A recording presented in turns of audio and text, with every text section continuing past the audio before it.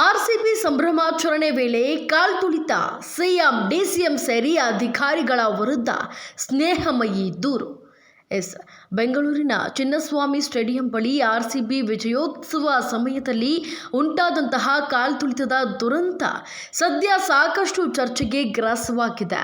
ವಿಪಕ್ಷಗಳು ಕಾಂಗ್ರೆಸ್ ವಿರುದ್ಧ ವಾಗ್ದಾಳಿ ಮಾಡುತ್ತಿವೆ. ಹೀಗಿರುವಾಗ ಸಾಮಾಜಿಕ ಹೋರಾಟಗಾರ ಸ್ನೇಹಮಯಿ ಕೃಷ್ಣ ಈ ಘಟನೆಗೆ ಸಂಬಂಧಪಟ್ಟಂತೆ ಸಿಎಂ ಹಾಗೂ ಡಿಸಿಎಂ ಸೇರಿ ಇನ್ನು ಕೆಲವು ಅಧಿಕಾರಿಗಳ ವಿರುದ್ಧ ಪೊಲೀಸ್ ದೂರನ್ನು ನೀಡಿದ್ದಾರೆ. 18 ವರ್ಷಗಳ ತಪಸ್ಸಿನ ಟ್ರೋಫಿ ಕಣ್ತುಂಬಿಕೊಳ್ಳಲು ಹೋಗಿದ್ದ ಸಾವಿರಾರು ಅಭಿಮಾನಿಗಳ ಮಧ್ಯೆ ಘೋರ ಕಾಲ್ತುಳಿತ ಸಂಭವಿಸಿದೆ. ಘಟನೆಯಲ್ಲಿ 11 ಮಂದಿಗೆ ಉಸಿರು ಚೆಲ್ಲಿದ್ದಾರೆ.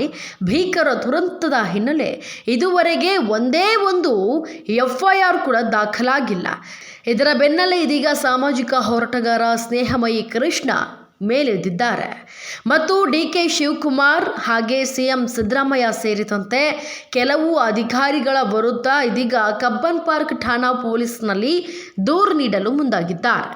ಇನ್ನು ಆ ದೂರಿನಲ್ಲಿ ಏನೇನಿದೆ ಅಂತ ನೋಡೋದಾದರೆ, ಜನಪ್ರಿಯ ಪ್ರಚಾರದ ರಾಜಕೀಯ ಲಾಭದ ಕಾರಣಕ್ಕಾಗಿ ಆರ್ಸಿಬಿ ತಂಡದ ಆಟಗಾರರನ್ನು ವಿಧಾನಸೌಧದ ಮುಂಭಾಗ ಸನ್ಮಾನ ಮಾಡುವ ಹಾಗೂ ಚಿನ್ನಸ್ವಾಮಿ ಕ್ರೀಡಾಂಗಣದಲ್ಲಿ ವಿಜಯೋತ್ಸವ ಆಚರಿಸುವ ದುಡುಕಿನ ನಿರ್ಧಾರ ಕೈಗೊಂಡು ಸೂಕ್ತ ಭದ್ರತೆಯ ನಿರ್ಲಕ್ಷ್ಯವನ್ನು ತೋರಿಸಿ ಸುಮಾರು 11 ಜನರ ಸಾವು ಸಂಭವಿಸಿದ್ದು 30 ಜನರಿಗಿಂತಲೂ ಹೆಚ್ಚು ಜನರು ಗಾಯಗೊಂಡಿದ್ದಾರೆ ಅಂತ ಉಲ್ಲೇಖಿಸಲಾಗಿದೆ. ಹೆಚ್ಚಿನ ವಿಡಿಯೋಗಳಿಗೆ ಪ್ರತಿಧ್ವನಿ ಯೂಟ್ಯೂಬ್ ಚಾನೆಲ್ ಸಬ್ಸ್ಕ್ರೈಬ್ ಮಾಡಿ, ಬೆಲ್ ಐಕಾನ್ ಕ್ಲಿಕ್ ಮಾಡಿ.